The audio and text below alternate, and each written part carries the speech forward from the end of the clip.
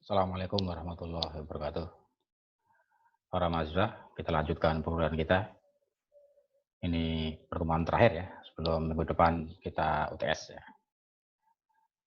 Oh ya, video Anda yang sudah dikirim ke saya, menarik-menarik ya.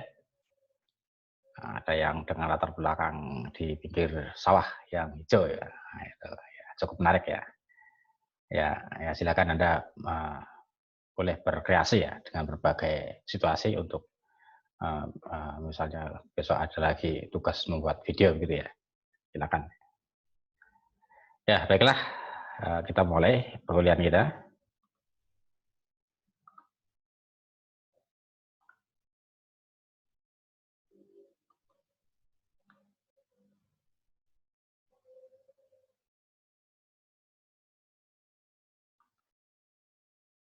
Nah, ini materi kita kali ini.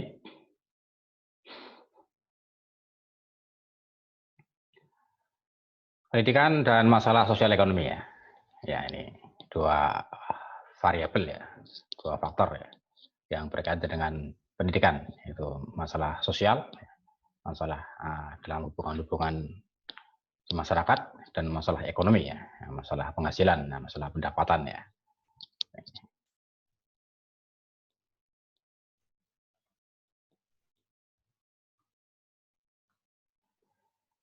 Ya, kontribusi pendidikan terhadap pertumbuhan ekonomi pada umumnya signifikan ya, dari sisi produktivitas tenaga kerja. Ini secara umum begini ya, bahwa semakin tinggi tingkat pendidikan akan semakin punya signifikansi ya, punya arti ya, punya makna ya, dari sisi produktivitas tenaga kerja ya. Seharusnya begitu ya, semestinya begitu.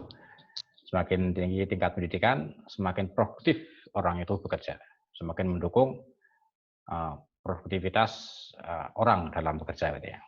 Ya, karena apa? Ya, nanti akan kita bahas lebih lanjut mengapa pendidikan ini punya kontribusi yang signifikan ya, yang berarti ya, bermakna ya terhadap produktivitas tenaga kerja. Ya. Nah, pendidikan juga berkontribusi bagi pengurangan kemiskinan ya, perbaikan dalam distribusi pendapatan dan berbagai dimensi sosial, dimensi pembangunan sosial ya, demografi atau kependudukan dan politik ya. Ini masih gambaran umum ya. Nah, kalau tadi secara ekonomi, ini secara sosial ya. Jadi secara sosial pendidikan punya sumbangan ya, punya kontribusi terhadap pengurangan kemiskinan ya. Nah, semestinya semakin baik tingkat pendidikan ya, maka semakin banyak orang yang bisa menciptakan lapangan kerja ya. Nah, dengan begitu semakin banyak juga orang yang punya peluang kerja ya. Nah, dengan demikian juga semakin banyak peluang orang untuk mendapatkan pendapatan yang lebih baik ya. Nah, semakin orang yang bisa tertampung di dalam dunia kerja ya, sehingga itu bisa mengurangi kemiskinan. Ya. Kemudian juga perbaikan dalam distribusi pendapatan ya, karena dengan semakin banyaknya peluang kerja yang diciptakan oleh tenaga-tenaga terdidik, ya, kemudian juga akan semakin terbagi ya, akan semakin banyak orang yang mendapatkan peluang kerja dan ya pendapatannya juga akan semakin ya, meningkat begitu ya. Sehingga akan semakin baik ya pendapatannya ya, dan itu pendapatan tidak hanya oleh dinikmati oleh pencipta kerja ya, tapi juga mereka yang bekerja di atau pada orang-orang yang menciptakan pekerjaan atau pekerjaan gitu. Juga dalam hal dimensi pembangunan sosial ya, dengan tingkat pendidikan yang baik ya, pembangunan masyarakat ya, pembangunan kehidupan sosial kita akan semakin baik juga ya, karena semakin banyak orang yang mengerti ya bagaimana hidup bermasyarakat ya, bagaimana hidup di tengah-tengah kehidupan bersama begitu ya, sehingga pembangunan masyarakat pun akan semakin baik gitu. Juga kependudukan ya, nah ini terkait dengan atau demografi kependudukan ya, semakin baik tingkat pendidikan tentu kondisi demografis ya semakin baik ya, tingkat pendidikan semakin baik ya, sehingga otomatis kondisi kependudukan pun akan semakin meningkat ya, demografisnya ya. Dan juga politik ya. Nah, dengan pendidikan semakin banyak orang yang melek politik ya, sadar ya tentang dunia politik ya, bisa berpartisipasi dengan baik ya, dengan posisinya masing-masing ya. Nah ini gambar umum bagaimana pendidikan punya hubungan ya dengan ekonomi dan juga sosial ya, dengan masalah-masalah ekonomi dan masalah-masalah sosial. Ya. Nah ini kita bahas lebih detail lagi ya, bagaimana keterkaitan antara pendidikan dengan kehidupan ekonomi dan sosial. Pendidikan di semua tingkatan berkontribusi pada pertumbuhan ekonomi melalui penanaman sikap dan disiplin, serta keterampilan khusus yang diperlukan di berbagai tempat kerja. Jadi dengan pendidikan, kita di situ akan memperoleh bekal ya, bagaimana bersikap ya, di dunia kerja ya. Sikap kita di dunia kerja itu bagaimana ya. Tentu berbeda dengan sikap kita di keluarga ya, di dunia di luar pekerjaan ya. Sikap kita tentu beda ya. Sikap disiplin kerja ya ini yang penting ya di dunia kerja ya, sikap disiplin dalam bekerja ya. Dan juga di pendidikan kita memperoleh keterampilan khusus ya. Nah, ini yang diperlukan di tempat kerja ya. Ya kalau misalnya Anda calon guru ya mempelajari berbagai keterampilan mendidik ya, keterampilan mengajar ya, itu akan sangat dibutuhkan di tempat kerja Anda besok ya, di sekolah ya atau di tempat kerja atau dunia pendidikan yang lain ya. Pengetahuan dan pembelajaran keterampilan umum yang diperoleh di sekolah misalnya ya, itu bisa menjadikan tenaga kerja lebih fleksibel ya. Jadi kita dengan belajar di dunia pendidikan itu menjadikan kita itu pribadi yang fleksibel ya, yang tidak kaku ya, yang ya lentur gitu ya, lentur ya, tidak mudah nabrak sana nabrak sini gitu ya, tapi bisa segera beradaptasi menyesuaikan diri ya dengan dunia kerja ya. Nah, ini penting ya. Nah, Anda besok kalau sudah masuk ke dunia kerja ya perlu ini ya, memiliki sikap seperti ini ya. Ada yang tidak cocok misalnya ya di dunia kerja ya jangan langsung ditabrak ya, jangan langsung di protes keras ya, terus apa ya Anda tidak bisa menggunakan sikap-sikap yang kemudian bisa menyesuaikan dengan kondisi ya. Ya sekalipun ada hal-hal yang tidak cocok, tidak enak mungkin ya, tidak sesuai dengan yang Anda yakini ya. Tapi bagaimana Anda mensiasati agar kondisi itu tetap bisa menjadikan Anda bisa bertahan atau bisa menyesuaikan diri ya. Bagaimana caranya? Itu siasat-siasat yang penting dilakukan ya di dunia kerja ya. Sehingga tidak terjadi misalnya bekerja di satu tempat baru 2 hari sudah nggak betah ya, banyak yang nggak cocok, terus keluar saya baru 1 minggu ya, wah sudah banyak sekali yang tidak dicocoki gitu ya, terus langsung memutuskan untuk keluar ya itu. Nah ini berarti fleksibilitasnya ya dan adaptabilitasnya kurang gitu ya. Ya sekalipun banyak yang nggak cocok ya, bagaimana mensiasatinya ya, agar syukur-syukur bisa mendorong ke arah perubahan-perubahan yang lebih baik gitu ya. Nah, sehingga Anda kemudian menjadi semakin nyaman di situ gitu. Pendidikan juga memberi kontribusi terhadap pertumbuhan ekonomi dengan meningkatkan kesehatan ya. Ya, karena dengan pendidikan yang semakin baik juga akan tahu banyak ya tentang hal-hal yang berkaitan dengan kesehatan ya. Dan mungkin juga berkontribusi terhadap stabilitas politik ya nih ya. Karena dengan semakin pendidikan yang baik semakin banyak tahu ya, semakin paham ya tentang dunia politik juga ya. Sehingga ketika terjadi peristiwa-peristiwa politik ya juga bisa menyesuaikan diri ya, bisa bersikap, ya, bertindak ya, yang tetap dalam koridor sehingga tidak mengganggu ya kondisi politik di negara kita gitu ya. Nah, ya, jadi stabilitas politik tetap ya bagi negara kita perlu dijaga ya, karena demi keberlangsungan kehidupan berbangsa dan bernegara. Gitu. Nah, kemudian ini lebih khusus lagi tentang pendidikan dan pengurangan kemiskinannya. pendapatan keluarga memiliki hubungan positif yang kuat dengan pencapaian pendidikan. Ini pada umumnya begitu ya.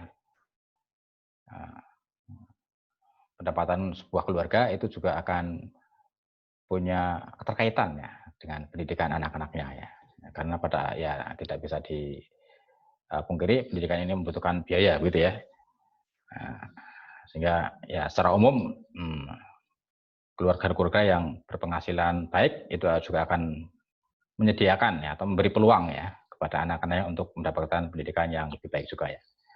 Ya walaupun tidak semuanya berlaku umum ya, ada hal-hal khusus yang bisa jadi ia atau seseorang anak berasal dari keluarga yang biasa saja ya, tapi karena prestasinya ya, tapi karena kerja kerasnya ya, kemudian dia memperoleh pendidikan yang baik ya, sampai mencapai tingkat pendidikan yang baik ya, itu ya tidak mustahil gitu ya. Ya, misalnya dapat karena dia anak itu disiplin, ya, kerja keras, belajar keras ya, berprestasi ya, walaupun dari keluarga kurang mampu ya, tapi kemudian dia selama sekolah mendapat beasiswa begitu, wah ini juga bisa menjadi faktor ya, selain faktor pendapatan ya. Ya, ini saya cerita ya, ini bukan curhat ya ini. Saya juga termasuk dari latar belakang keluarga yang biasa lah, gitu ya, secara ekonomi ya. Orang tua saya, bapak ibu saya petani ya, dengan lahan persawahan yang dimiliki tidak terlalu luas ya biasa lah gitu ya, yang cukup untuk kebutuhan sehari-hari saja gitu. Sehingga dulu saya begitu lulus SMP sempat tidak sekolah ya 1 tahun ya. Karena orang tua belum siap untuk menyekolahkan saya sampai ke SMA gitu ya. Sehingga saya berhenti sekolah SMP, ya, kemudian saya selama 1 tahun ya, itu membantu orang tua bekerja ya, ya di sawah ya di rumah ya, sambil menabung ya, sambil mengumpulkan uang untuk sekolah ke SMA ya. Sehingga begitu 1 tahun, kemudian sudah terkumpul uang yang cukup ya, akhirnya saya mendaftar sekolah SMA gitu ya, dan masuk ke SMA ya. Dan selama sekolah di SMA ya 3 tahun itu juga saya terus bekerja ya, membantu orang tua ya di sawah ya di rumah ya, dan dari hasil atau bekerja kepada orang lain ya, kepada tetangga, kepada saudara yang membutuhkan tenaga saya waktu itu ya, saya ikut bekerja ya, dan hasil dari pekerjaan itu saya tabung ya, saya kumpulkan ya selama 3 tahun ya, sehingga begitu lulus SMA ya ada bekal ya untuk melanjutkan kuliah ya. Saya ingat waktu itu saya masuk kuliah itu dengan modal uang 900.000 tahun 92 itu ya. Itu tabungan saya memasuki perguruan tinggi ya. Nah, dan waktu itu segitu sudah cukup banyak ya. Kalau sekarang mungkin sekitar 9 juta gitu ya. Ya itu dari hasil menjual sapi 2 ekor waktu itu ya. Yang saya pelihara selama 3 tahun itu ya di rumah ya. Ya itu ya kenang-kenangan ya. Ya sekali lagi ini bukan curhat ya, ini berbagi pengalaman gitu ya. Ya kembali ke sini ya, bahwa pendapatan keluarga memang punya hubungan yang positif ya dengan pencapaian pendidikannya. Secara umum gitu ya, tapi tidak selamanya begitu ya. Nah, misalnya ini ada studi, ada hasil penelitian ya di Filipina misalnya, menunjukkan bahwa anak-anak di keluarga miskin dan pedesaan memiliki tingkat putus sekolah yang tinggi ya dan skor rendah pada tes prestasi. Masyarakat miskin juga sering merasa sulit untuk merekrut dan mempertahankan guru yang berkualitas ya ini karena keluarga yang kurang mampu ya. Ternyata di Filipina ini punya hubungan dengan prestasi ya. Barangkali karena keluarganya kurang mampu, anaknya di rumah sering diminta untuk membantu orang tuanya bekerja ya, tidak punya waktu untuk belajar ya, sudah sampai sekolah sudah lelah ya, pemikirannya sudah tenaga dan pikirannya sudah tersita di rumah untuk kerja, itu ya akhirnya berdampak pada prestasinya ya. Ya ini di Filipina ya. Ya tidak berlaku umum juga ya pada Masyarakat Indonesia kadang-kadang ada anak dari keluarga tidak mampu ya di rumah bekerja ya, membantu orang tua ya, tapi ternyata di rumah juga di sekolah juga berprestasi ya. Ini juga ya tidak mustahil juga begitu. Ini di Filipina. Di Thailand 99% penduduk miskin tidak memiliki pendidikan atau kurang dari pendidikan menengah ya. Hampir semua miskin ya.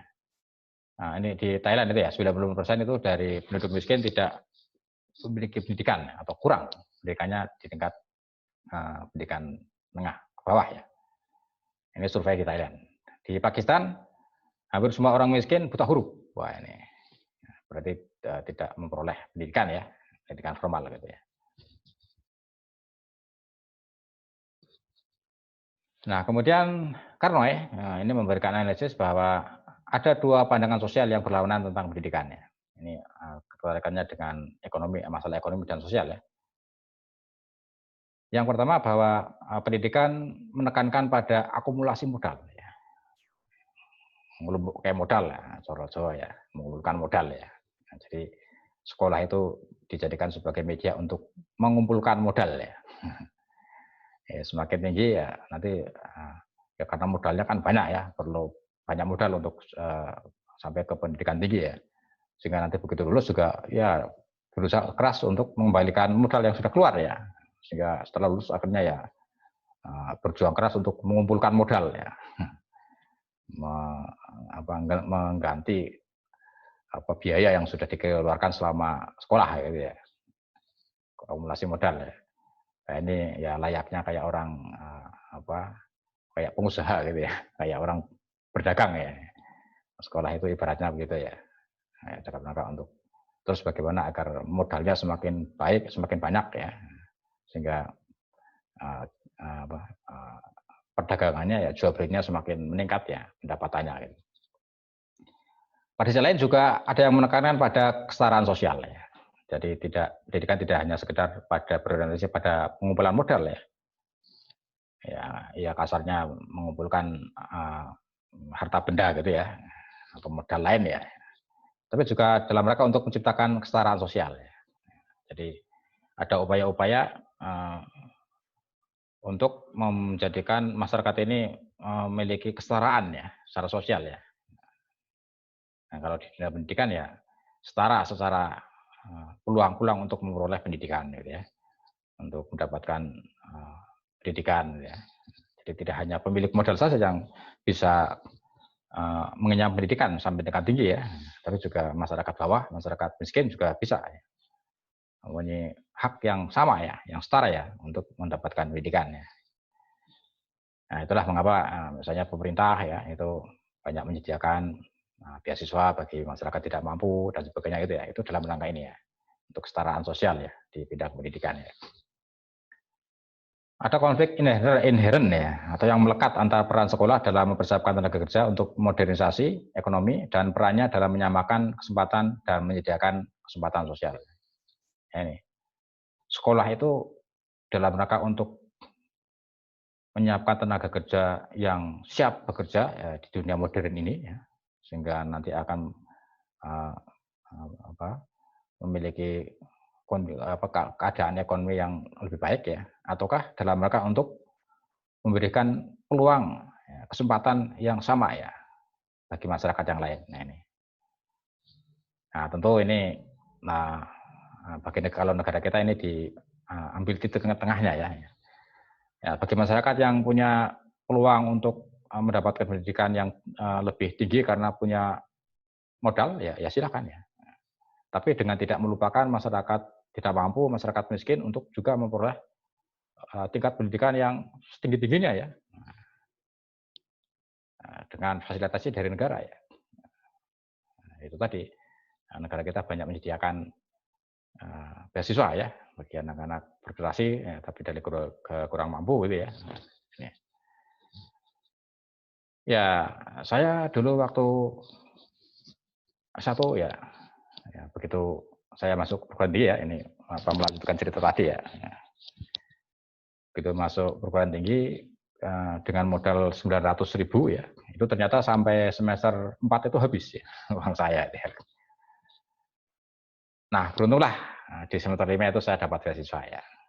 Beasiswa ya waktu itu 50.000 ya, 1 bulan ya. Wah itu udah cukup ya untuk 1 bulan ya, bahkan lebih ya.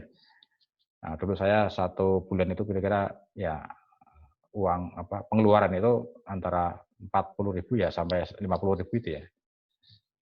Nah, di semester 5 ya, 1 tahun dapat beasiswa ya, sampai semester 7 ya.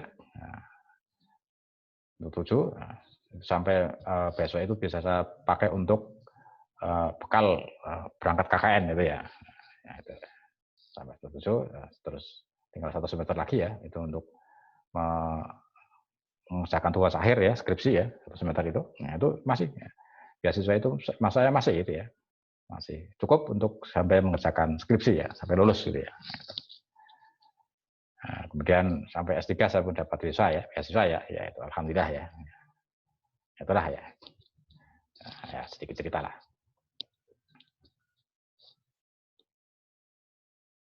Analisis Carnoy mungkin berlaku ya, dan banyak literatur internasional membenarkan prioritas pada pendidikan dasar atas dasar kontribusinya terhadap produktivitas. Ya.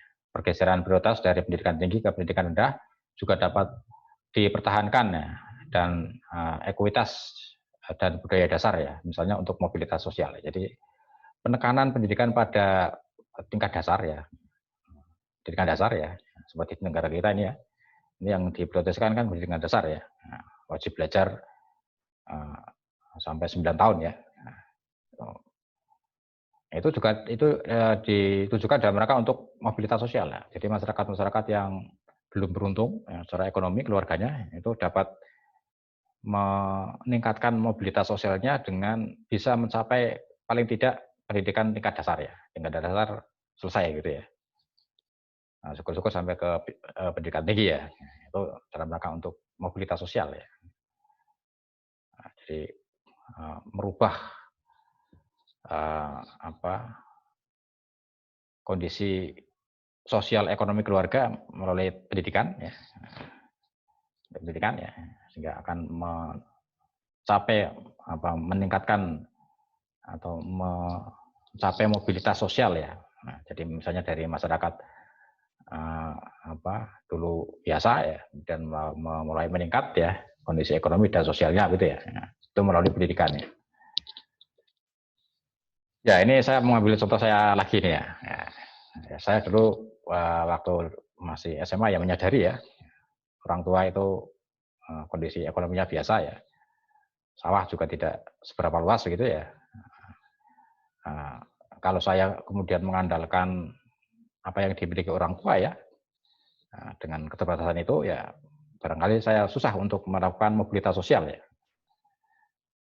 Ya mudahnya kalau saya tidak sekolah ya nanti saya pada akhirnya akan bekerja mengerjakan sawah orang tua ya yang tidak seberapa itu gitu ya. Ya bisa jadi saya agak susah untuk melakukan mobilitas sosial ya. Bisa tapi ya mungkin agak tantangannya berat itu ya. Sehingga saya memutuskan untuk sekolah ya. Kalau bisa ya sekolah tinggi-tingginya ya.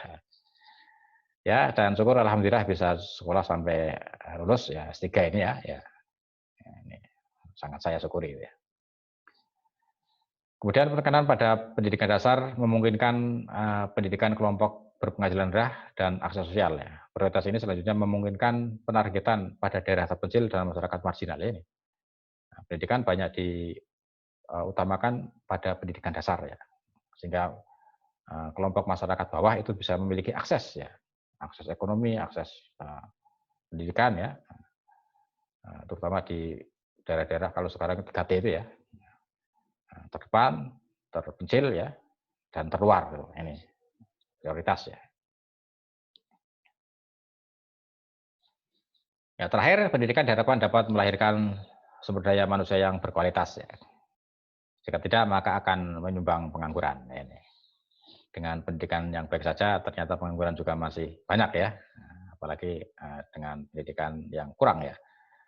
Nah, ini pendidikan dalam arti luas ya, baik pendidikan formal, non formal maupun informal ya. Semua pendidikan itu punya kontribusi terhadap sumber daya manusia yang berkualitas ya. Sekalipun mungkin seorang anak tidak menempuh pendidikan formal ya sampai tinggi, tapi dia menekuni pendidikan informal, non formal ya, dan dia berhasil menjadikan dirinya sebagai pribadi yang dengan kualitas sumber daya manusia yang tidak kalah ya dengan lulusan pendidikan formal ya, bisa jadi dia juga akan jadi sosok ya dengan SDM yang berkualitas ya, dan dia bisa menciptakan lapangan kerja ya, misalnya ya, yang para pekerjanya adalah lulusan-lulusan dari pendidikan formal misalnya, bisa jadi gitu ya. Nah ini, ya ini pendidikan dalam arti luas, baik informal, formal, maupun non formal itu bisa melahirkan sumber daya yang berkualitas. Gitu. Ya begitu para pemirsa, ya terima kasih ya. Dipersiapkan dengan baik untuk minggu depan ya. Kita mulai UTS ya. Nanti untuk pengumuman UTS akan saya sampaikan soalnya nanti bagaimana ya teknisnya ya. Nah, akan saya sampaikan dalam kesempatan berikutnya ya. Ya, terima kasih. Wassalamualaikum warahmatullahi wabarakatuh.